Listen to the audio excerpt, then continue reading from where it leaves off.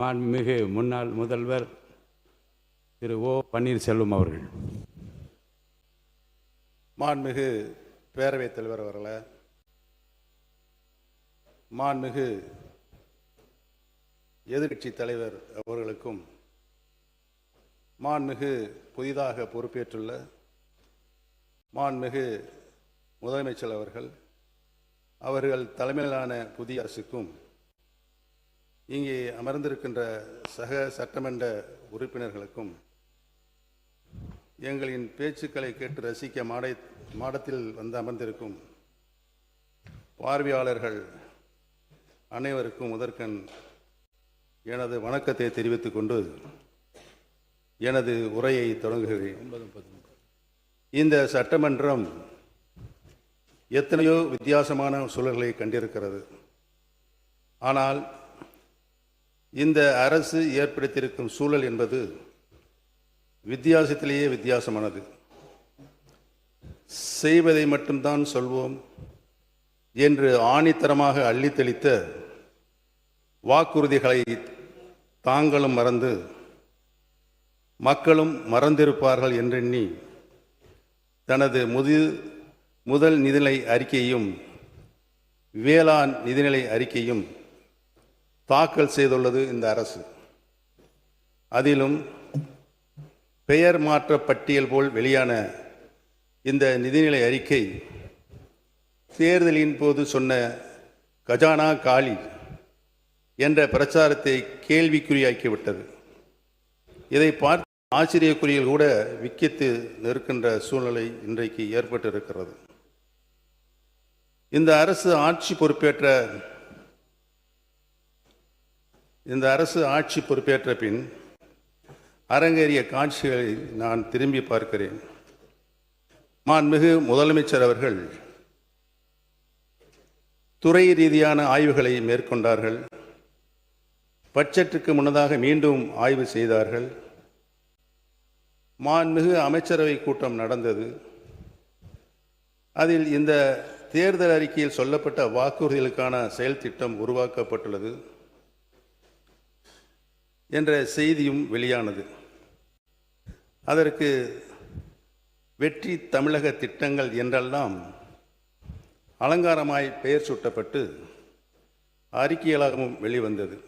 ஆனால் இப்போது தாக்கல் செய்யப்பட்டுள்ள நிதிநிலை அறிக்கையோ ஏமாற்றத்தின் வடிவமாக இருக்கிறது.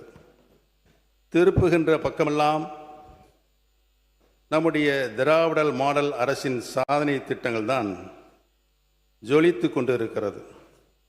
மக்கள் மனதில் நிலை கொண்டுள்ள எங்கள் தலைவர் முத்துவேல் கருணாநிதி ஸ்டாலின் அவர்கள் உருவாக்கிய திட்டங்களே புது உருகொண்டு நிற்கின்றன. இதில் புதிய அரசின் திட்டங்களை தேடுகிறேன் தேடிக்கொண்டே இருக்கிறேன். தேடுவது எனக்காக அல்ல, மக்களுக்காக. புதிய அரசு அமைந்திருக்கிறது, புதிய திட்டங்கள் வரும் என்று நம்பிய மக்களுக்காக.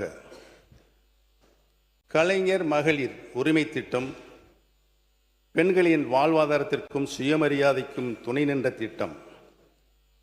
1000 கைகள் நீட்டி ஆதவனை மறைக்கலாம் என்று கனவு காண்பது போல அத்திட்டம் பெயர் மாற்றம் கண்டிருக்கிறது. ஆனால் ஆளுகின்ற அரசு தேர்தல் அறிக்கையில் சொன்னபடி உரிமை தொகை உயரவில்லை. இனிப்பூட்டும் இன்பச் செய்திகள் வரும், ஆண்டுக்கு 6 கேஸ் சிலிண்டர்கள் வரும் என்று நம்பிய மகளிர் அது குறித்த அறிவிப்பு கூட வரவில்லை என்று பாவம் ஏமாந்து நிற்கிறார்கள்.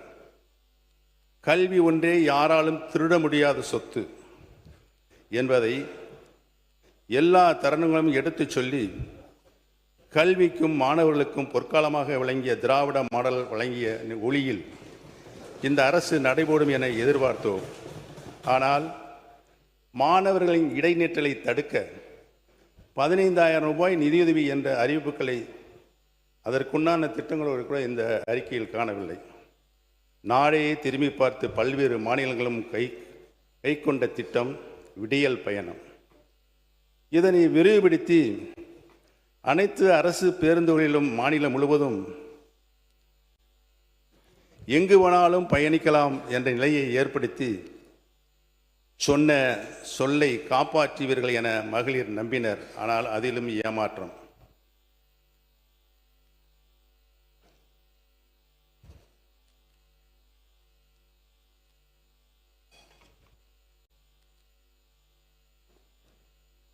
இந்த பேரவையில் நான் ஒழித்துக் கொண்டிருக்கிறேன். செய்யாமல் விட்டுவிட்டதை சுட்டி காட்டுகிறேன். மாண்புமிகு பேரவைத் தலைவர்களே, நல்லதும் மாற்றம்தான், கெட்டதும் மாற்றம்தான். எதிர்பார்த்து வாக்களித்த தமிழ்நாட்டு மக்களுக்கு கிடைத்துள்ளதோ பெருத்த ஏமாற்றம்தான். மொத்தத்தில் முதல் நிதிநிலை அறிக்கை. அவை முன்னவர். மாண்பு பேரவைத் தலைவர் அவர்களே, நிதியமைச்சராக இருந்து பணியாற்றியவர். ஒரு அரசு தேர்தல் நேரத்தில் அறிவிக்கின்ற திட்டங்கள் அனைத்தும் 5 ஆண்டு இறுதி வரையிலும் அதற்காக என்னென்ன திட்டங்களை நாம் நிறைவேற்ற வேண்டுமோ அதை நிறைவேற்றுவோம். நீங்கள் சொல்வதைப் போல 3 மாத காலத்தில் ஒரு சரித்திரம் படைக்க இயலாது. நீங்கள் அப்படி சரித்திரம் படைத்தால் நீங்கள் சொல்லுங்கள்.